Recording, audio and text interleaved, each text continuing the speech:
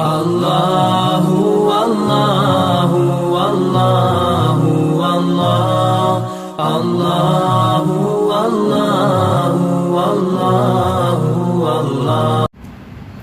அல்ஹம்துலில்லாஹ். அல்லாஹ்வின் கருணையினால் இன்று 16 ஜுசுக்கள் முடிந்து 17வது ஜுசுவிலே கால் ஜுசு முடிந்திருக்கிறது. இன்று கஹஃப் சூரா முடிந்து, மரியம் சூராவும் முடிந்து, தாஹா என்கிற சூராவும் முடிந்து, அல் அம்பியா என்கிற சூரா தொடங்கப்பெற்று இன்ஷா அல்லாஹ் நாளை முடியும். இன்று ஓதப்பட்டதிலே நாம் கவனத்தில் கொண்டிருக்கக்கூடிய சூரா மரியம் சூரா. குர்ஆனிலே அல்லாஹ் ஜல்ல ஷானஹு வ தஆலா ஒரு சில சூறாக்களை அல்லாஹ் இறக்கி இருக்கிறான்.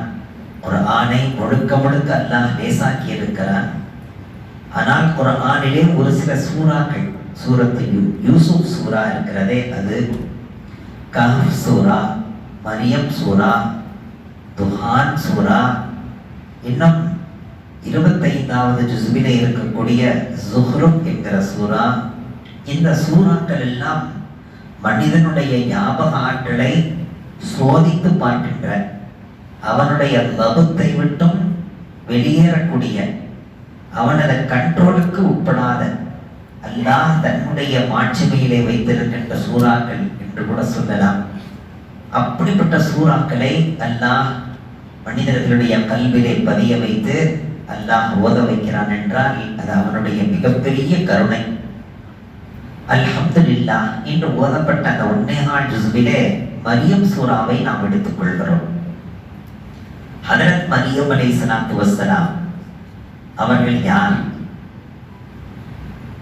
ஹதரத் ஜக்கரியா அலைஹிஸ்ஸலாத்து வஸ்ஸலாம் அவர்களுடைய மனைவியும், மரியம் அலைஹிஸ்ஸலாத்து வஸ்ஸலாம் அவர்களுடைய தாயும், இருவரும் சகோதரிகள். ஹதரத் மரியம் அலைஹிஸ்ஸலாத்து வஸ்ஸலாம் அவர்களுடைய தாயார் ஹன்னா, அவருடைய தந்தை இம்ரான். அதை வைத்துத்தான் ஆலு இம்ரான் என்று வந்தது. ஹதரத் நபிகள் நாயகம் ஸல்லல்லாஹு அலைஹி வஸல்லம் அவர்கள் இவர்கள் சம்பந்தமாக அதிநுட்பமான சில தகவல்களை தருகிறார்கள். அந்த ஹன்னாவும் இம்ரானும் சேர்ந்து வாழும்போது தங்களுக்கு ஒரு குழந்தை வேண்டும் என்று கேட்கிறார்கள். எங்களுக்கு ஒரு ஆண் குழந்தையை தந்திடவே, அந்த ஆண் குழந்தையை பைத்துல் முகத்தஸை பராமரிக்கின்ற, சுத்தப்படுத்துகின்ற அந்த பணிகளுக்காக நான் நேர்ச்சை செய்கிறேன் என்று சொன்னார்கள்.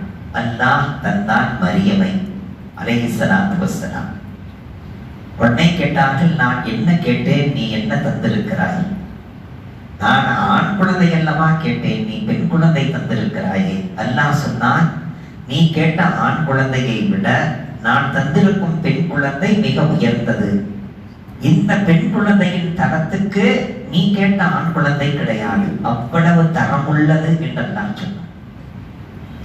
உடனே அல்லாஹ்வுடைய இந்த ஏற்பாடு ஹதரத் மரியம் அலைஹிஸ்ஸலாத்து வஸ்ஸலாம் அவர்களை நேர்ச்சை செய்ததன் பிரகாரம் மஸ்ஜிதில் பைத்துல் முகத்தஸிலே ஒப்படைத்தார்கள். அவர்களை பார்த்துக் கொள்ளுகின்ற, பராமரிக்கின்ற பொறுப்பை ஜக்கரியா அலைஹிஸ்ஸலாத்து வஸ்ஸலாம் அவர்கள் எடுத்தார்கள். ஏனென்றால் அவர்களது மனைவி மரியமுக்கு ஹாலா அலைஹிஸ்ஸலாத்து வஸ்ஸலாம் அவர்களுக்கென ஒரு மாடம் ஏற்படுத்தி பைத்துல் முகத்தஸிலே, மஸ்ஜிதிலே ஒரு மாடம் ஏற்படுத்தி அதற்குள் தான் மரியம் அலைஹிஸ்ஸலாத்து வஸ்ஸலாம் அவர்கள் இருப்பார்கள். எங்கேனும் வெளியே சென்றிருந்தால் கதவை திறந்து பார்க்கும்போது, நான் கொடுக்காத, நான் கொண்டு வராத பழங்கள் எல்லாம் உன்னிடத்தில் பார்க்கிறேனே, இந்த சீசனுக்கு அப்பாற்பட்ட பழங்கள் எல்லாம் எப்படி வந்தது என்று கேட்பார்கள் ஜக்கரியா அலைஹிஸ்ஸலாத்து வஸ்ஸலாம்.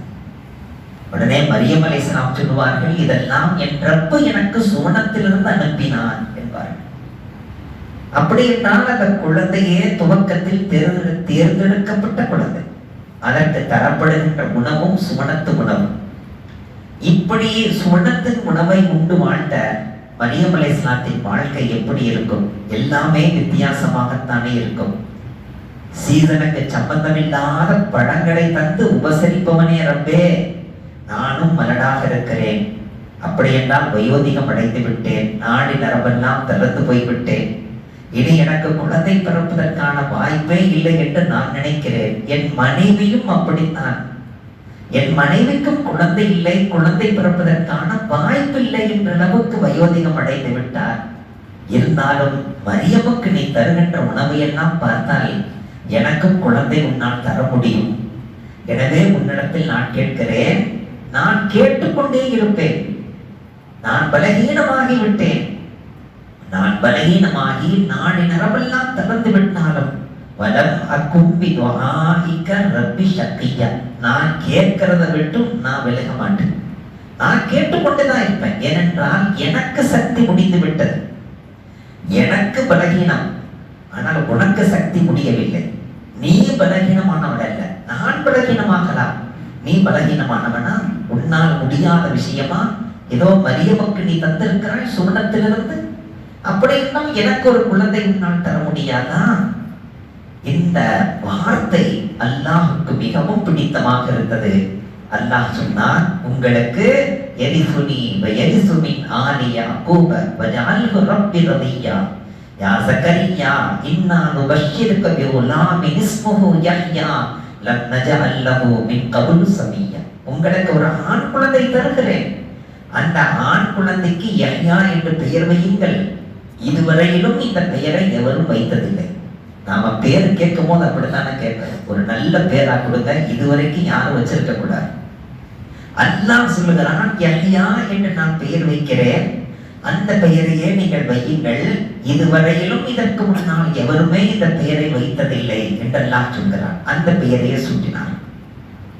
கிதாபில் எழுதுகிறார்கள், சின்ன குழந்தையாக இருக்கிற போதே நீங்கள் நபி என்று தரப்பட்ட, நபித்துவம் தரப்பட்டவர்கள் 2 நபர்கள் தான்.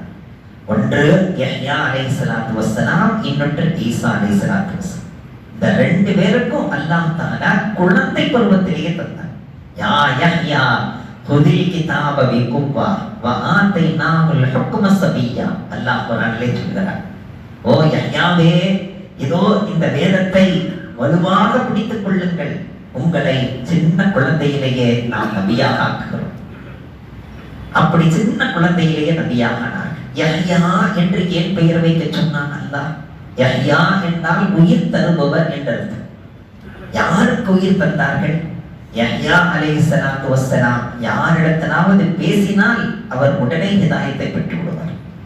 அவர் அந்த கல்புக்கு உயிரை தரக்கூடியவர். ஒன்று. இன்னொன்று, அந்த அம்மா யஹ்யா அலைஹிஸ்ஸலாத்து வஸ்ஸலாம் அவருடைய தாயார் மலடாக இருந்தார்கள். அந்த மலட்டு தன்மையாக இருந்த அந்த கருப்பைக்கு உயிர் தந்தவர் என்ற வகையிலே யஹ்யா. ஒரு தாய் தன்னுடைய மகனுக்கு யஹ்யா என்று பெயர் வைத்தார். உடனே அந்த தாயிடத்திலே கேட்கப்பட்டதாம், எதற்காக யஹ்யா என்று பெயர் வைத்தீர்?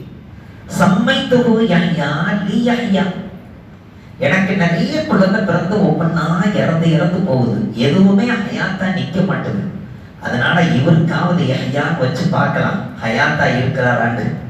அதுக்காக இவருக்கு யஹ்யான்னு பேர் வச்சேன் அப்படின்னு அந்த அம்மா சொன்னாங்க. சம்மைத்துஹு யஹ்யா லி யஹ்யா, அவர் ஹயாத்தோடு இருக்கணும்ன்றதுக்காக நான் இந்த பேர் வச்சேன்.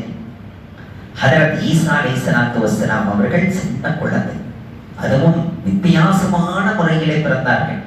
மரியம் அலைஹிஸ்ஸலாத்து வஸ்ஸலாம் அவர்கள் தனிமையில் இருந்த நேரத்தில் திடீரென ஒரு அழகான உருவம் அங்கே வந்து நிற்க, அல்லாஹ் அதை சொல்லுகின்றான், பஷரன் சவியா என்கிறார். மிக பரிபூர்ணமான செதுக்கி எடுக்கப்பட்ட ஒரு மனிதனாக, எப்படி உடல் வாகு நல்ல ஜிம்பாடி இருந்தால் எப்படி இருக்குமோ அந்த ஒரு அழகான உருவத்திலே ஒரு மனிதன் வந்து நின்றார்.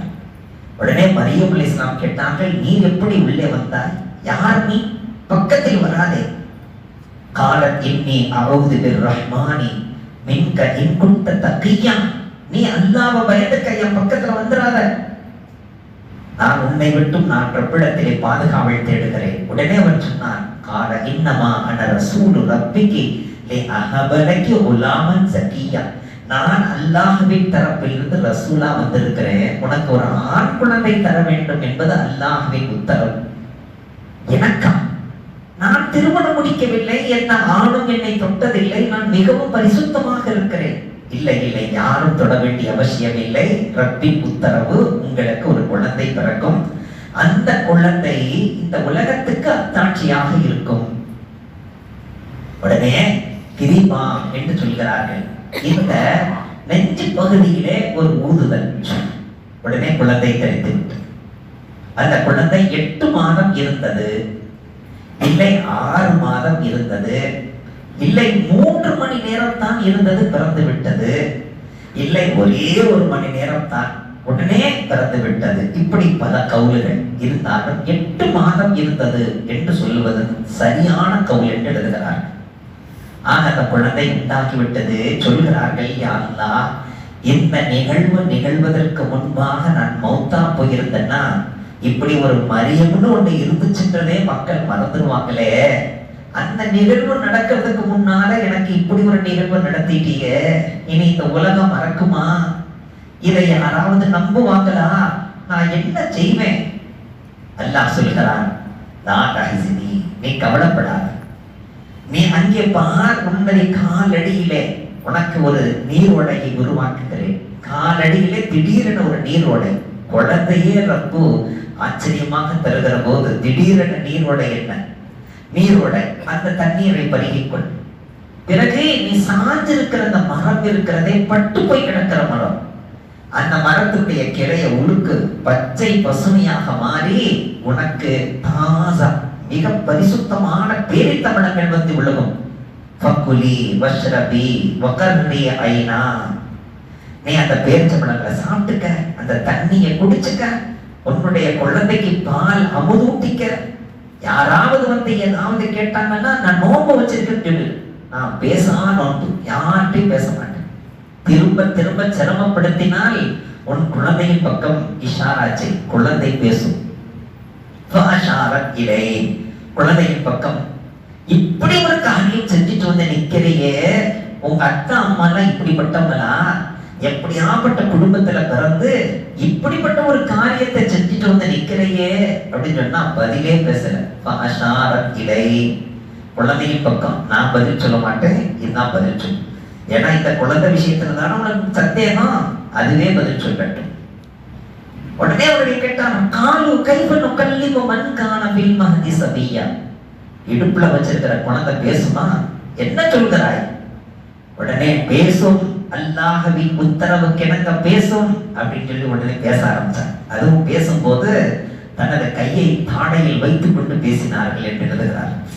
அதாவது நல்ல ஒரு அரசன் எப்படி பேசுவார் அந்த மாதிரி பால் குடித்துக் கொண்ட அந்த குழந்தை உடனே முகத்தை வெளியாக்கி தனது கரத்தை தாடையில வைத்துக் கொண்டு பதில் சொன்னதாம். கால இன்னி அப்துல்லா ஆதானி அல் கிதாப வஜஅலனி நபியா.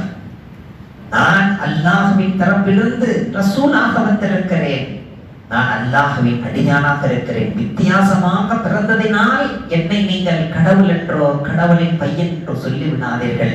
கால இன்னி அப்துல்லா, நான் அல்லாஹ்வின் அடிமை என்று சொன்னார். நான் வித்தியாசமா பிறந்ததுனால என்ன நீங்க கடவுள் என்றோ, அல்லாஹ் கீழே இறங்கி வந்துட்டானோ, அல்லாஹ்வுடைய மகன் என்றோ, முக்கடவுள்களில் ஒரு கடவுள் என்றோ சொல்லிட வேணாம். நான் அல்லாஹ்வுடைய அடியான் தான், அல்லாஹ் எனக்கு வேதம் கொடுத்து அனுப்பி இருக்கிறான்றத குட்டி பையனாக இருக்கும் போது பால்குடி பருவத்தில் சொன்னவர்கள் ஹதரத் ஈசா அலைஹிஸ்ஸலாத்து வஸலாம். எப்படிப்பட்ட நிலை! அந்த குழந்தையை எடுத்துக்கொண்டு எந்த ஊருக்கு போனாங்களோ அந்த ஊருக்கு பேரு நாசிரா. அந்த ஊர் வாசிகளை மையமாக வைத்துத்தான் நசாரா என்று மாறியது. அந்த ஊரை வைத்துத்தான் நசாரா. நசாராக்கள் இருக்கிறோமே, அந்த ஊரை வைத்து நசாரா. ஹதரத் ஈசா அலைஹிஸ்ஸலாத்து வஸ்ஸலாம் அவர்கள் 33 ஆண்டுகள் வாழ்ந்தார்கள். அதிலே 30 வயதுக்கு பிறகுதான் தபலீகை செய்ய தொடங்கினார்கள். 3 ஆண்டுகளிலேயே பிரச்சனை வந்து விட்டது. அல்லாஹ் அவர்களை மேலே வானத்துக்கு உயர்த்தி விட்டான். மீண்டும் அவர்கள் திரும்பி வருவார்கள். 45 ஆண்டுகள் இந்த பூமியிலே வாழ்வார்கள். அவர்கள் திருமணம் முடிப்பார்கள், குழந்தைகளும் பிறக்கும் என்றார்கள் நபிகள் நாயகம் ஸல்லல்லாஹு. அவர்கள் திமிஷ்கனுடைய 2 மனாராக்களுக்கு மத்தியிலே இறங்குவார்கள். அவர்கள் மேலே போட்டிருக்கும் ஆடை மிக அழகான ரங்கீன் கலராக இருக்கும். நபி அவர்கள் சொல்கிறார்கள், 2 மலக்குகளுடைய புஜத்திலே கை வைத்துக் கொண்டு கீழே இறங்குவார்கள். 3 காரியங்களை செய்வார்கள். 1, தஜ்ஜாலை கொள்வார்கள், யாஜூஜ் மாஜூஜ்களை அழிப்பார்கள், 3வது பன்றிகளை அழிப்பார்கள். பிறகு அவர்கள் கண்ணு கேட்டிய தூரம், எங்கே கண்ணுடைய பார்வை போய் முடிகிறதோ அதுவரையிலும் அவர்களுடைய மூச்சு காற்று போகுமா. அவர்களுடைய பார்வை எங்கே போய் முடிகிறதோ அதுவரையிலும் மூச்சு காற்று போகுமா. அந்த மூச்சு காற்று அது போகின்ற பாதையிலே எந்தெந்த காபிர்களை எல்லாம் அந்த மூச்சு காற்று தொடுகிறதோ அதே இடத்தில் அவர்கள் மரணிப்பார்கள். அல்லாஹ் ஜல்ல ஷானஹு தஆலா ஹதரத் ஈசா அலைஹிஸ்ஸலாத்து வஸ்ஸலாம் அவர்களுக்கு பிறகு மக்அத் என்கிற ஒருவர் ஆட்சியில் அமர்வார். அவர் அழகான ஆட்சி செய்வார். அவருடைய ஆட்சியும் முடித்து அவர் மரணிப்பார். அவர் மரணித்ததிலிருந்து 30 ஆண்டுகள் கூட பூர்த்தியாக இருக்காது. அதற்குள்ளாக அல்லாஹ் யார் யாரெல்லாம் குர்ஆனோடு தொடர்புடையவர்களாக இருக்கிறார்களோ, ஒன்று அவர்களது கல்வியிலிருந்து குர்ஆனை எடுத்து விடுவான், அல்லது அவர்களையே பூமியிலிருந்து எடுத்து விடுவான். பூமியில எந்த இடத்திலேயும் குர்ஆன் இருக்காது, குர்ஆனுடைய பிரதிகள் இருக்காது, குர்ஆனை மரணம் செய்தவர்களும் இருக்க மாட்டார்கள். முழுக்க முழுக்க குர்ஆன் எடுக்கப்பட்டுவிடும். இந்த நிகழ்வெல்லாம் நிகழ்ந்ததிலிருந்து 120 ஆண்டுகள் கழித்து அல்லாஹ் உலகத்தை முழுமையாக அழித்து விடுவான் என்றார்கள் நபிகள் நாயகம் ஸல்லல்லாஹு அலைஹி வஸல்லம். சொன்னார்கள், உலகத்திலேயே மிக உயர்ந்த பெண்கள் 3 நபர்கள். ஒன்று ஹதரத் மூசா அலைஹிஸ்ஸலாத்து வஸ்ஸலாம் அவர்களை தானே எடுத்து யாருடைய குழந்தை என்றே தெரியாமல் தானே வளர்த்து ஆளாக்கி உருவாக்கி நான் நபியாக வந்திருக்கிறேன் என்ற போது உடனே ஏற்றுக்கொண்ட ஆசியா. இன்னொன்று அற்புதமாக பிறந்து அந்த குழந்தையின் மூலமாக தனக்கு கெட்ட பேர் ஏற்பட்டு அதற்கு பிறகும் அந்த குழந்தை தன்னை நபி என்று சொன்ன நேரத்திலே உடனே ஏற்றுக்கொண்ட மரியம் அலைஹிஸ்ஸலாத்து வஸ்ஸலாம். இன்னொரு பெண்மணி என்னோடவே கூடவே வாழ்ந்து ஒரு துணையாக இருந்து ஒரு சராசரி பெண்ணாக இருந்து திடீரென நான் வந்து எனக்கு யாரோ வருகிறார்கள், என்னை பார்க்கிறார்கள், என்னை கட்டி அணைக்கிறார்கள், பயங்கரமான உருவம், அதை நான் பார்க்கிறேன் என்றெல்லாம் சொன்ன நேரத்தில் நீங்கள் சாதாரண மனிதர் அல்ல, உங்களுக்கு வலி வருகிறது, அதை கொண்டு நான் ஈமான் கொள்ளுவேன் என்று ஈமான் கொண்டதே அந்த கதீஜா என்றார்கள் நபிகள் நாயகம். ஊர் உலகத்தையே நம்ப வைக்கலாம், மனைவியை நம்ப வைக்க முடியுமா? ஊர் உலகத்தையே ஏற்க வைக்கலாம், மனைவியை ஏற்க வைக்க முடியுமா? ஆனால் என்னுடைய மனைவி என்னை கொண்டு ஈமான் கொண்டார். நான் தொழுததை போன்றே தொழுதார், நான் ஒது செய்ததை போன்றே ஒது செய்தார். தன்னுடைய காசு பணங்களை எல்லாம் என் காலிலே போட்டார். என்னுடைய குழந்தைகளை சுமந்து பெற்றெடுத்து தந்தார். எனக்கு ஆறுதலாக இருந்தார், துணையாகவும் இருந்தார், எனக்கு அன்னையாகவும் இருந்தார், என் தாயாகவும் இருந்தார். என் தாயிடத்தில் நான் எதையெல்லாம் இழந்திருந்தேனோ அதையெல்லாம் என் ஹதீஜாவிடத்தில் நான் பெற்றேன் சொன்னார். எனவேதான் என் ஹதீஜாவை போன்று எவரும் இருக்க முடியாது என்றார்கள் நபிகள் நாயகம் ஸல்லல்லாஹு. ஆக இவ்வளவு அழகான சரித்திரத்தை கொண்டதுதான் மரியம் சூரா. இது நாம முடித்தால் தான் முடியுமே தவிர சொன்னால் சொல்லிக் கொண்டே போகலாம். அப்படிப்பட்ட சரித்திரம். யாரெல்லாம் குழந்தை பாக்கியம் உள்ளவர்களாக இருக்கிறார்களோ அவர்கள் மரியம் சூராவை அதிகம் ஓதிக்கொண்டால் இன்ஷா அல்லாஹ் அழகான, அற்புதமான, சமாதத்தான, சங்கையான, சம்பூர்ணமான குழந்தை சுகப்பிரசவமாக பிறக்கும். அல்லாஹ் அந்த அருள் பாக்கியத்தை